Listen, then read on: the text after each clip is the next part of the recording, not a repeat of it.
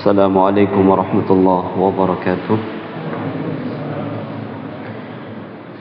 الحمد لله رب العالمين، ولا عاقبة للمتقين، ولا عدوان إلا على الظالمين. أشهد أن لا إله إلا الله وحده لا شريك له، وأشهد أن محمدا عبده ورسوله. يا أيها الذين آمنوا اتقوا الله حق تقاته ولا تموتن إلا وأنتم مسلمون. أما بعد، اللهم آت نفوسنا تقواها وزكها أنت خير من زكاها، أنت وليها ومولاها. اللهم إنا نسألك علما نافعا ونعوذ بك من علم لا ينفع. اللهم آمين. Bapak Ibu kaum muslimin wal muslimat, jamaah salat maghrib rahimani wa rahimakumullah. Alhamdulillah, pada kesempatan malam hari ini tidak terasa kita telah sampai di malam 9 Muharram 1445 Hijriah. Dan ada satu ibadah yang dianjurkan oleh baginda Nabi sallallahu alaihi wasallam di bulan yang mulia ini, yaitu anjuran untuk melaksanakan ibadah puasa yang diistilahkan dengan puasa Yaum Ashura, puasa pada tanggal 10 bulan Muharram, yang kalau tidak salah berarti jatuh pada hari Jumat, jatuh pada hari Jumat. Dan puasa tanggal 10 di bulan Muharram ini bisa dikatakan sebagai puasa yang paling tua, puasa yang paling tua, di mana dahulu Nabi Musa berpuasa di hari ini. Kemudian umatnya Bani Israel melestarikan ibadah puasa tersebut sampai datang zamannya Nabi sallallahu alaihi wasallam. Bahkan orang-orang jahiliyah di Mekah, mereka itu berpuasa di hari tersebut. Ketika Nabi sallallahu alaihi wasallam datang ke Madinah, ditanya orang Yahudi, "Kenapa kalian puasa?" Maka mereka menjawab, "Kami puasa sebagai bentuk syukur atas Nabi kami yang diselamatkan Allah dari kejaran Fir'aun dan juga bala tentaranya." Maka Nabi Musa berpuasa karena sebab itu, bersyukur kepada Allah SWT atas nikmat diselamatkannya oleh Allah SWT dari kejaran Fir'aun dan juga bala tentaranya. Maka kata Nabi SAW, "Nahnu ahaqqu bikum min Musa." Ya, kami lebih berhak daripada kalian untuk berpuasa. Berarti ini menjadi sebuah anjuran. Monggo Bapak Ibu, berarti tanggal 10-nya jatuh pada hari Jumat, untuk berpuasa Asyura istilahnya. Di mana Nabi sallallahu alaihi wasallam pernah ditanya tentang puasa ini. Beliau mengatakan, "Yukaffiru sanatul madiyah." Pahalanya akan menggugurkan dosa yang telah lalu 1 tahun. Masya Allah, 1 hari sama dengan minus 1 tahun. Panjenengan puasa 1 hari tak, okay? Pahalanya pripun? 1 tahun. Dosa panjenengan diampuni. Tapi dosa yang akan diampuni Allah SWT, para ulama mengatakan hanya untuk dosa kecil. Adapun dosa besar menggunakan kaidah asal, yaitu wajib bertobat kepada Allah Tabaraka wa Ta'ala. Dan ada anjuran ketika Nabi SAW di tahun sebelum wafat, belum mengatakan, ya tahun besok kita akan puasa di tanggal 9-nya. Tapi beliau belum sampai di bulan Muharram, ya sudah meninggal dunia. Karena beliau meninggal di bulan Rabiul Awal. Ya, maka sebagian ulama mengatakan boleh kita itu berpuasa tanggal 9 dan tanggal 10. Berarti 2 hari. Sebagaimana boleh kita menambahkan 1 hari berikutnya, yaitu 9, 10, 11. Berarti monggo panjenengan mau ambil yang 3 hari boleh, yang 2 hari juga boleh, 1 hari juga boleh, fleksibel. Ya, opsional. Sehari tok nggih monggo. tetap mendapatkan pahala dihapusnya dosa selama 1 tahun, insyaallah. Okay.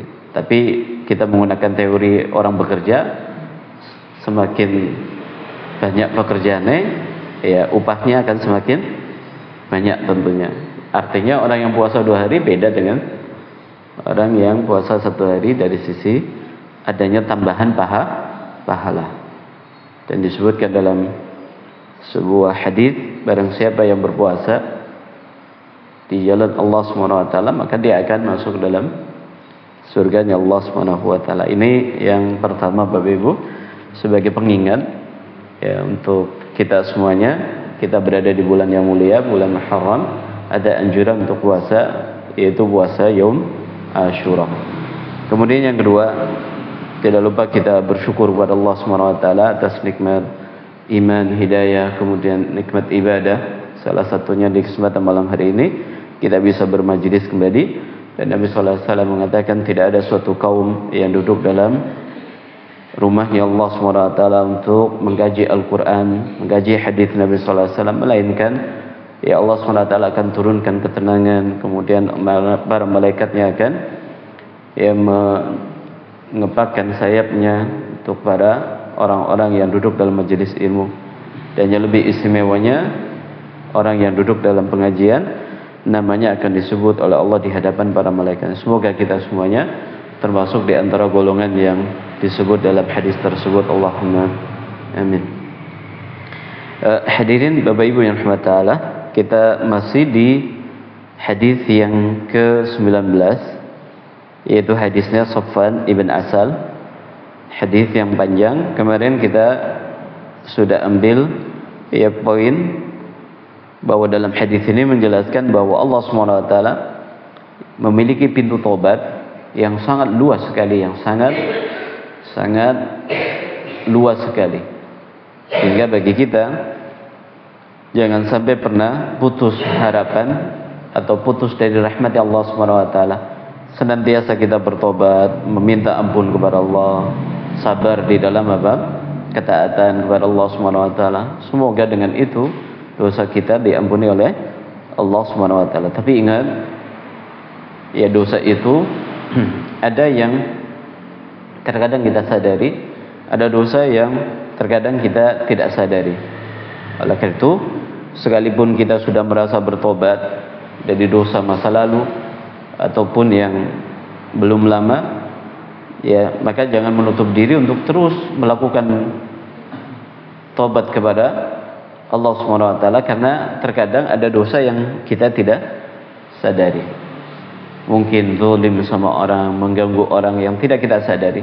Apalagi ketika kita hidup ya bermasyarakat, kadang mungkin sekedar parkir kendaraan tanpa kita sadari itu zalim kepada orang lain.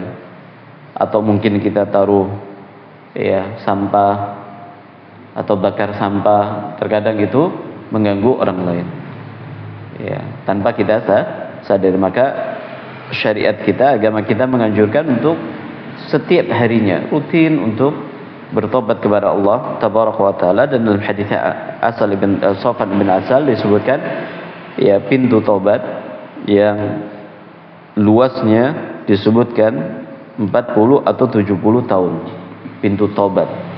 Ya berarti ini menunjukkan luas sekali ya pintu tobat tersebut. Dan pintu ini akan ditutup sampai matahari tenggelam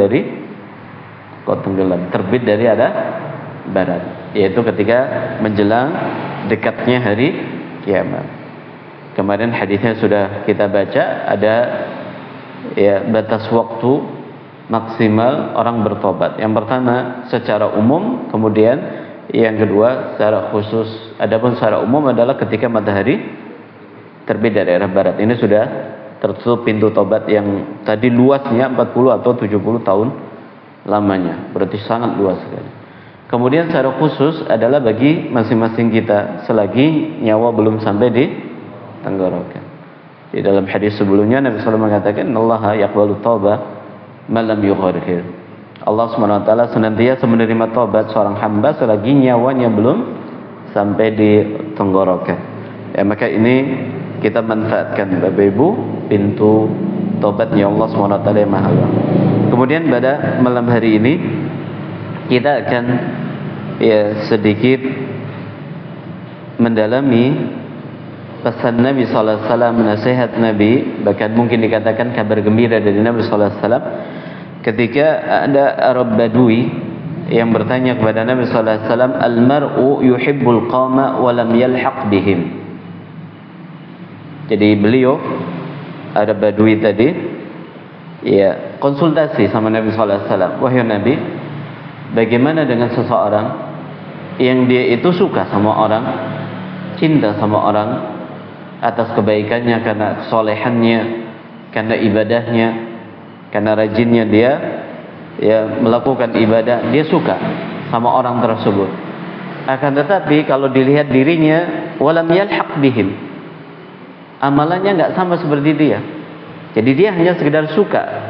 Ini orang rajin sholat, ini orang rajin ngaji, ini orang rajin sholat malam, dia suka sama orang baik tadi, sama orang soleh tadi. Walam yalhaq bihim, tapi untuk pribadinya nggak bisa seperti dia.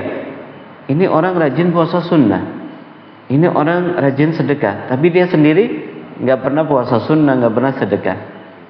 Apa kata Nabi sallallahu alaihi wasallam? Ini kabar gembira Bapak Ibu, yang bisa kita jadikan sebagai prinsip hidup kita di tengah kehidupan ini. Beliau mengatakan, al-mar'u ma'a man ahabba yawmal qiyamah. Masya Allah. Al-mar'u ma'a man ahabba yawmal qiyamah. Seseorang itu, kata Nabi SAW, kelak pada hari kiamat akan dikumpulkan bersama orang yang dicintai. Allahu Akbar. Seseorang itu akan dikumpulkan kelak pada hari kiamat bersama orang yang dia cintai, yang dia idolakan, yang dia gemari. Masya Allah. Makanya dahulu sahabat Anas bin Malik radhiyallahu taala anhu begitu mendengar hadis tadi, beliau sampai mengatakan bahwa betapa senangnya kami para sahabat begitu mendengar jawaban Nabi sallallahu alaihi wasallam kepada Arab Badui tadi,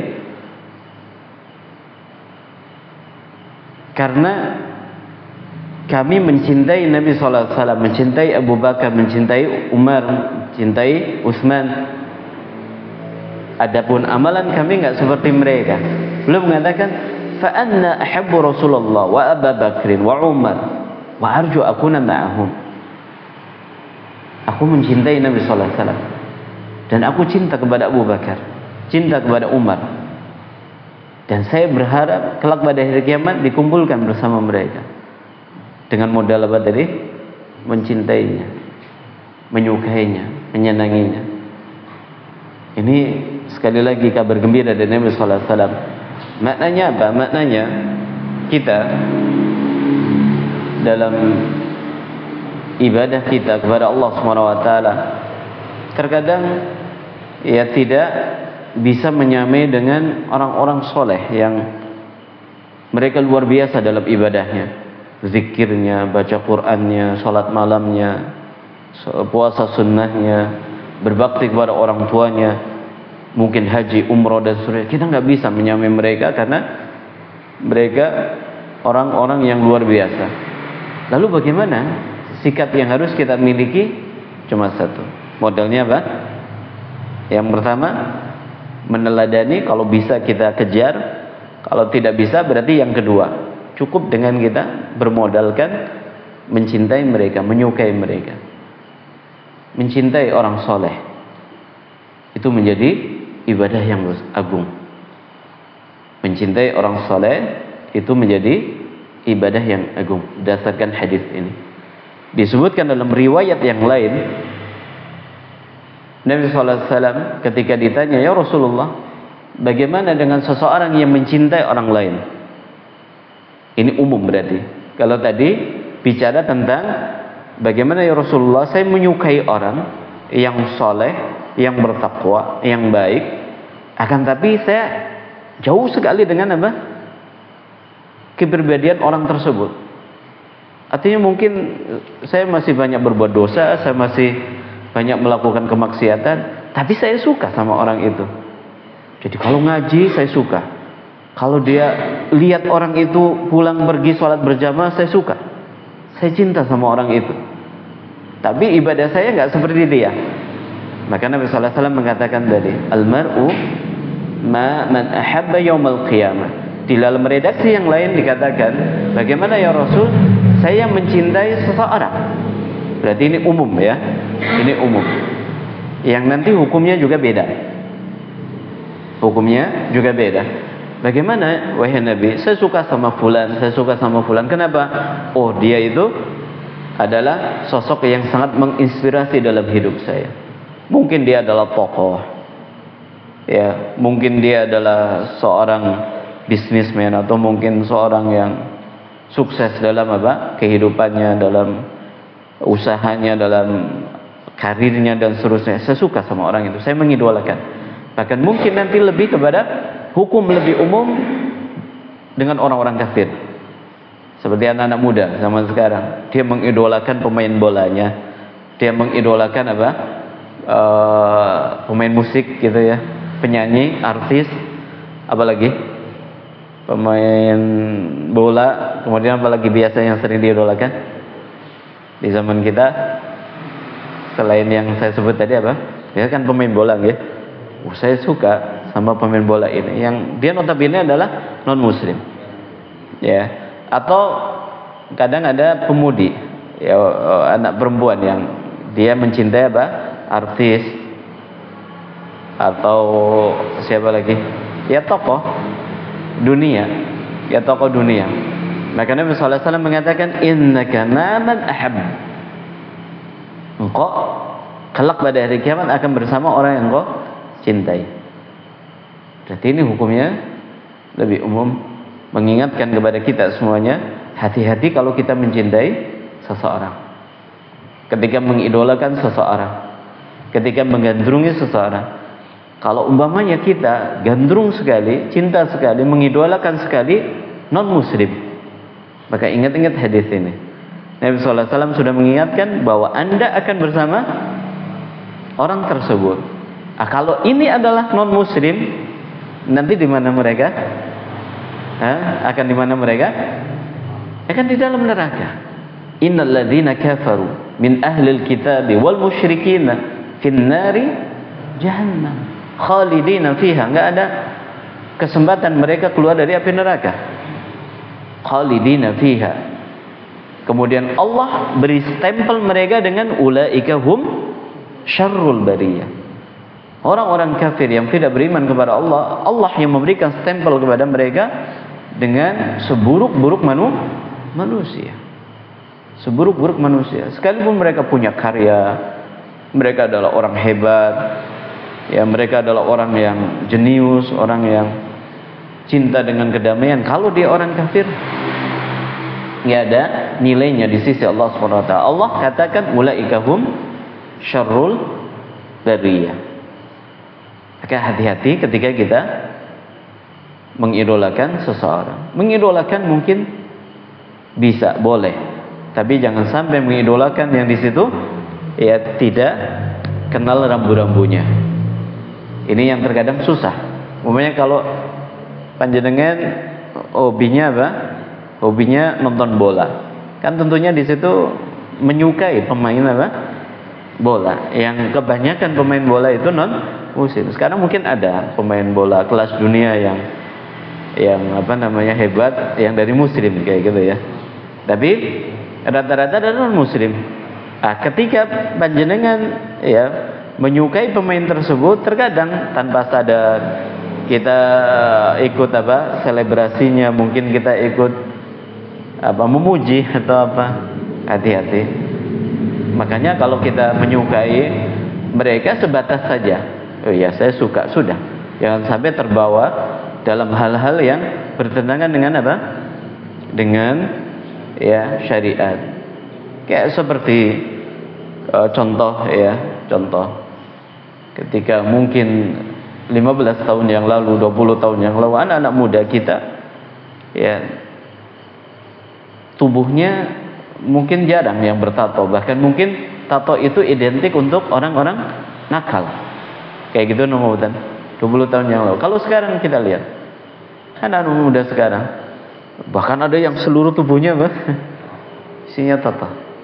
Dari mana mereka dapatkan? Dari tontonan yang mereka lihat, dari sosok yang mereka idolakan. Mungkin pemain musik, mungkin pemain bola, mungkin ya tokoh dunia yang mereka idolakan seperti itu. Sampai dalam gaya ngomongnya, gaya berjalannya, dan suruh diikuti. Itu yang nanti masuk kepada hadis tadi. Kayak umumnya ada orang mengidolakan seorang penyanyi kelas dunia, kadang pegang mic-nya aja dia ikut siapa ikut gayanya gayanya dia. Itu yang sampai sudah dalam bentuk tidak kenal rambu yang ada dalam syariat kita, ya. Maka hati-hati. Sebagaimana ini menjadi apa? Menjadi prinsip kita ketika umumnya kita atau anak-anak kita atau cucu kita larang, ya jangan sampai menggandrungi orang-orang non muslim yang kelewat batas, ya, sampai kelewat batas. Kayak umumnya pemain film atau apa kayak gitu kan, yang didatangkan dari apa, dari luar negeri untuk konser di negeri kita. Itu lihat, kebanyakan yang hadir adalah anak-anak dari kaum muslimin.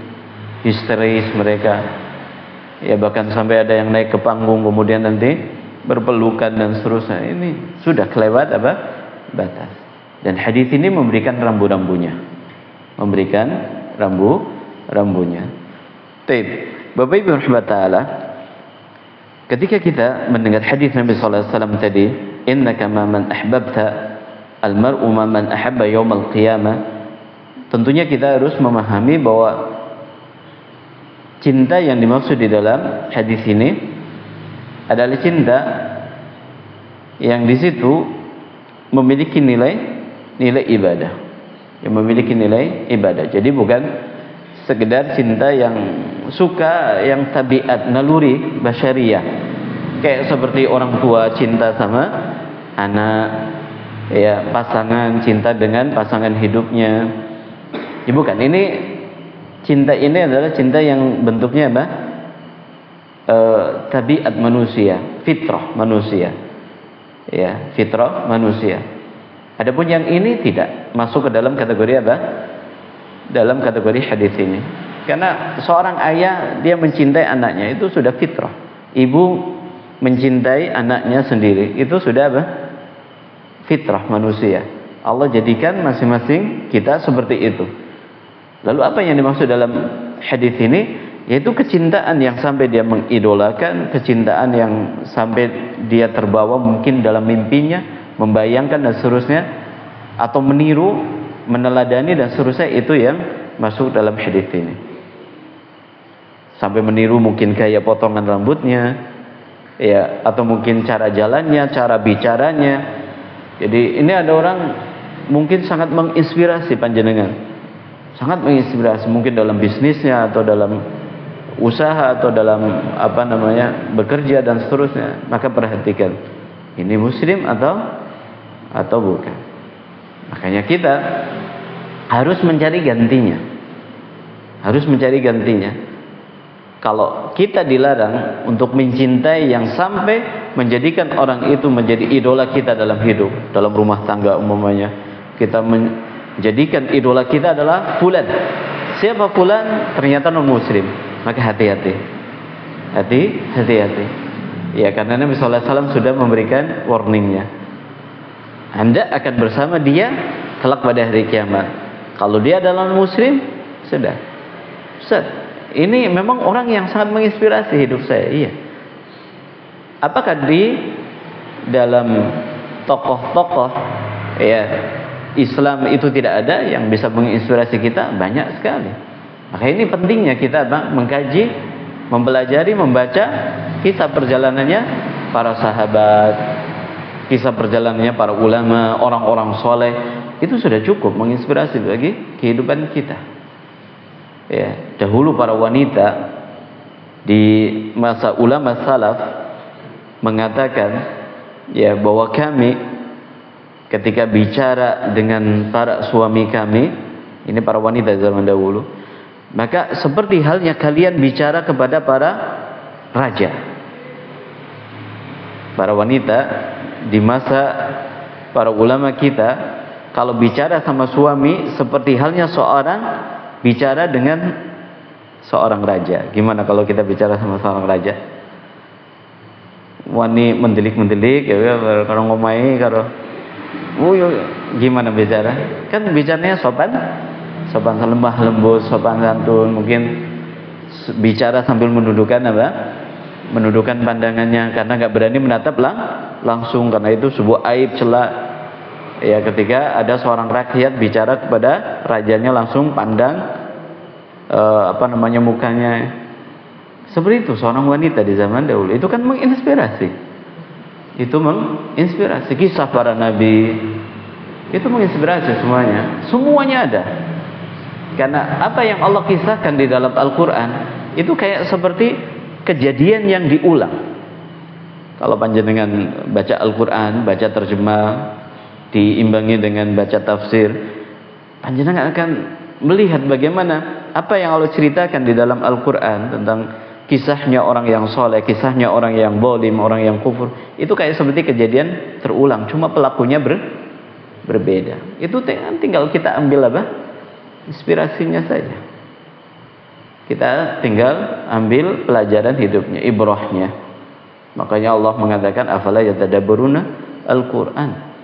Kenapa kalian tidak mau mentadaburi Al-Quran? Karena Al-Quran ya konsep hidup bagi kita semuanya, manhajul hayah, metodologi hidup. Ini aturan hidup yang semua sudah dijelaskan Allah Subhanahu wa taala. Itu ganti yang harus kita usahakan dalam kehidupan. Untuk anak-anak kita, ya, untuk anak-anak kita pilihkan kepada mereka tokoh-tokoh besar dari Islam, kaum muslimin yang banyak sekali.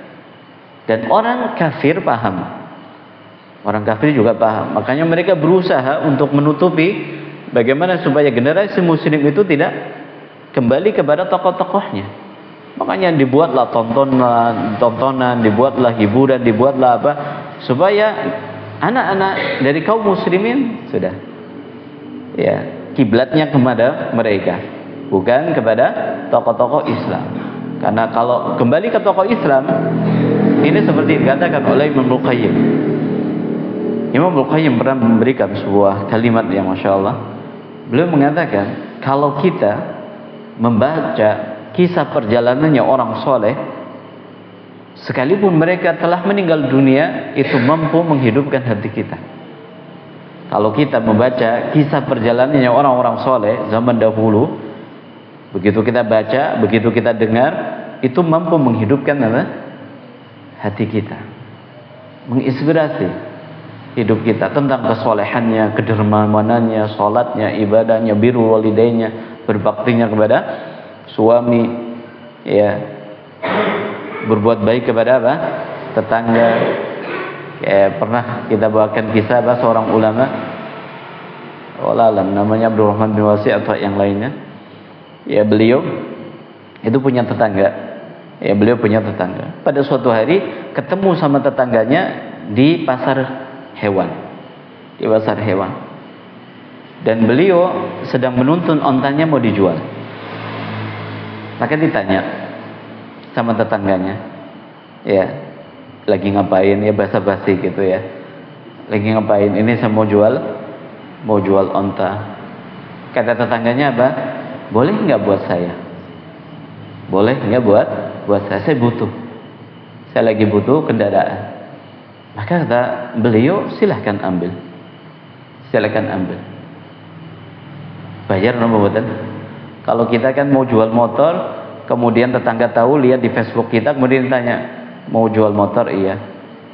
Buat saya boleh? Silahkan. Wani pira tapi kan kayak gitu ya. Ini ulama begitu tahu ini tetangganya dan dia lagi butuh kendaraan, dan dia sampai bilang, boleh nggak buat saya? Dia bilang, silahkan ambil, balas, majanan, free. Itu kan kisah.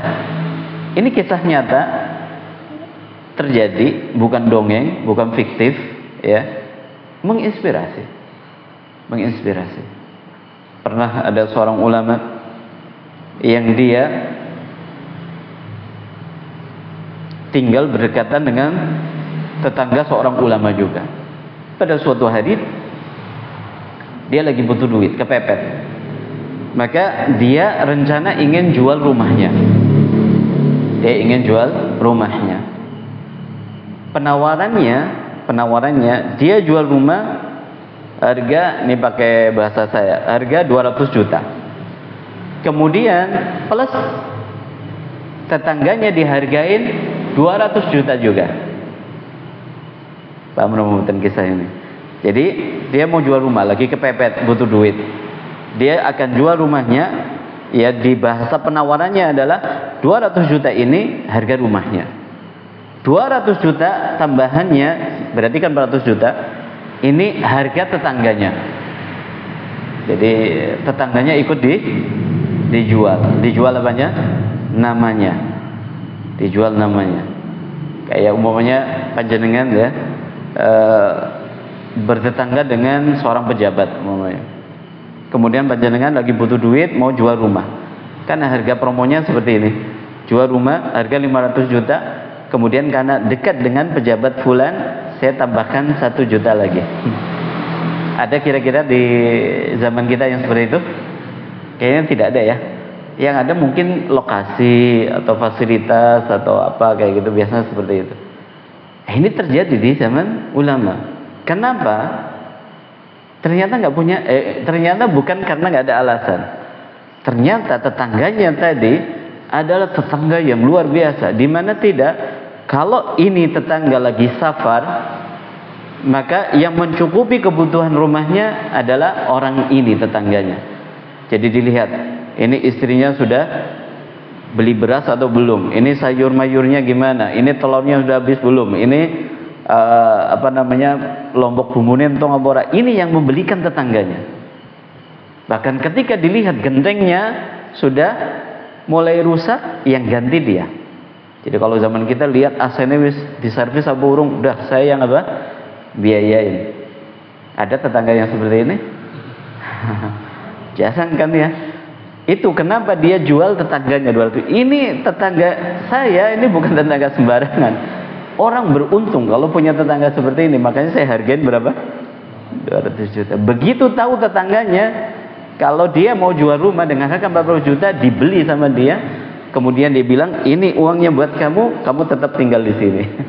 Wah, ini tetangga kayak gini kudu dirawat kan ya, harus dirawat. Dan ini kisah nyata. Kalau kita banyak baca kisah-kisah para ulama, sangat luar biasa.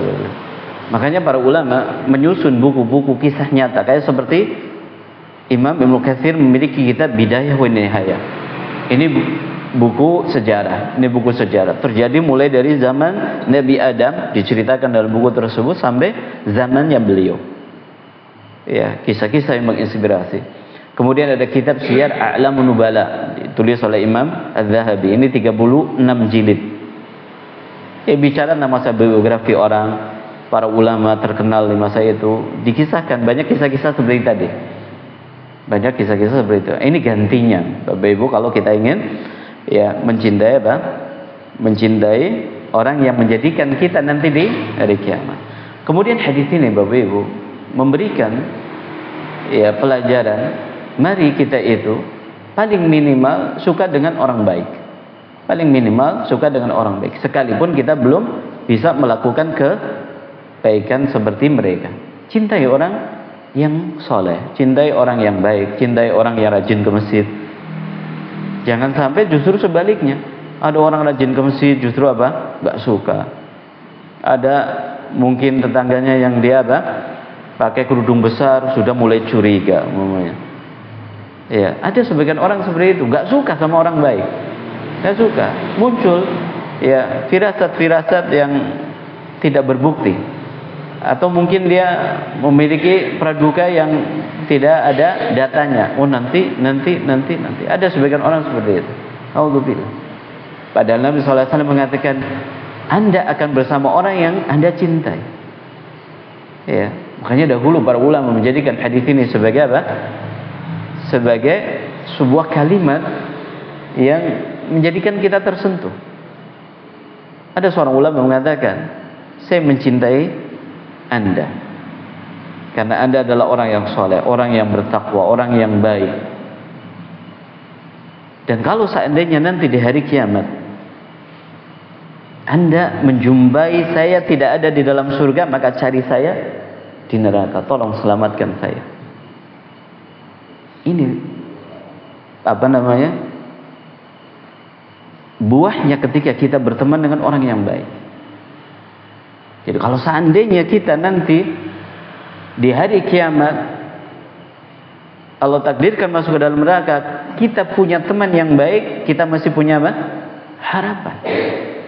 Kita masih punya harapan, dia ingat dengan kita, lalu memberikan syafaat kepada kita. Ini, maka mari kita cintai orang soleh, ya, cintai Nabi Sallallahu Alaihi Wasallam, cintai para sahabat, cintai para ulama, cintai orang-orang soleh, cintai para wali, cintai orang-orang baik pada umumnya. Mudah-mudahan dengan cara itu kita mendapatkan apa? Mendapatkan fadilahnya hadis ini. Ya, mendapatkan fadilahnya hadis ini. Cintai mereka, Bapak Ibu. Ya, jangan justru membenci mereka. Mungkin karena maaf, beda ormas, beda golongan, apalagi ini musim politik, beda apa? Beda partai. Akhirnya kita apa? Membenci saudara kita sama muslim. Nauzubillah. Hadis ini mengingatkan kepada kita, apalah arti dunia kalau seandainya sampai menjadikan kita itu akhirnya menjadi berantem sama saudara-saudara kita. Makanya dalam sebuah hadis lain Nabi sallallahu alaihi wasallam mengatakan, la yu'minu ahadukum hatta yuhibba li akhihi ma yuhibbu li nafsihi. Tidak akan sempurna keimanan seseorang hingga dia mencintai untuk saudaranya seperti yang dia cintai untuk dirinya sendiri. Masalah mahabbah din, ya. Dalam sebuah hadis Nabi sallallahu alaihi wasallam mengatakan, man ahabba fillah wa abghadha fillah faqad istakmala al-iman, atau kama qala Nabi sallallahu alaihi wasallam. Orang yang cintanya karena Allah, orang yang membencinya karena Allah, maka dia telah menyempurnakan iman. Telah menyempurnakan iman. Jadi mencintai karena Allah, maksudnya bagaimana? Ya, kita cinta sama seseorang dikarenakan dia orang yang baik. Makanya kita rubah sekarang, cinta sama istri bukan karena cantiknya saja, ya, bukan karena apa? Mungkin ibu-ibu cinta sama suami bukan karena gantengnya saja, ya, bukan cuma perhatiannya saja, tapi karena mungkin solehnya, karena rajin ke masjidnya, rajin sholat 5 waktunya. Saya suka sama jenengan mas, kenapa? Karena jenengan orang yang soleh, seperti itu. Maka ketika kita alasannya seperti ini, akan Allah jaga. Kayak seperti persahabatan pada umumnya, Allah SWT katakan di dalam firman-Nya, al-ahillau yawma idzin ba'dhum 'ala ba'd illal muttaqin. Kelak pada hari kiamat, orang-orang yang memiliki hubungan spesial, persahabatan, ya, rekanan bisnis, ya, atau mungkin tetangga, atau apalah kenalan, orang-orang yang memiliki hubungan spesial di dunia, kelak pada hari kiamat itu akan saling berantem, aduun, saling berantem, kecuali orang-orang bertakwa, orang-orang yang baik. Maka ini kan motivasi pada kita untuk punya teman yang baik. Akan menjadi musuh Bapak Ibu, karena ada kalanya orang berteman karena alasan bisnis, karena alasan pekerjaan, karena klien, ya, atau karena pasien, ya, karena ini adalah dokternya, karena ada kalanya seperti itu alasan kenapa kita menjalin hubungan dengan orang lain. Ini Bapak Ibu kelak pada hari kiamat akan menjadi musuh, kecuali kalau dibangun di atas apa? Ketakwaan. Maka mari kita jalin hubungan kita bersama orang sekitar kita karena apa? Karena iman, karena kebaikannya. Karena orang kalau menjalin hubungan dengan alasan tadi, dia itu akan peduli, pasti akan peduli. Kenapa? Karena dia cinta karena Allah, membenci juga karena Allah, bukan karena alasan dunia. Karena alasan dunia kan takut nanti nggak dapat uang, takut dia akan pindah apa? Toko, mungkin ganti apa? klien atau yang lainnya, itu karena alasan dunia. Tapi kalau alasannya Allah, dia akan pegang tangannya kalau keliru, dinasehatin, ya, diberi masukan yang baik, ya, diberi apa, nasihat dan seterusnya. Ini kalau alasannya adalah karena Allah Subhanahu wa taala. Dan yang lebih ininya lagi adalah dengan kita, ya, dengan kita mencintai orang-orang baik yang ada di sekitar kita, berarti itu adalah cara menjadikan kita nanti ketika meninggal dunia akan ada banyak yang ikut menyolati jenazah kita. Itu caranya. Ketika kita takziah, mungkin banyak orang datang, tapi yang ikut menyolati jenazah terkadang hanya berapa gelintir orang. Gino pemutan, teng mriki kados niki pemutan. Ya, saya pernah takziah di daerah saya, di kampung saya. Yang datang banyak. Tapi ketika jenazah sudah siap untuk disolati, yang sholat cuma 4 orang.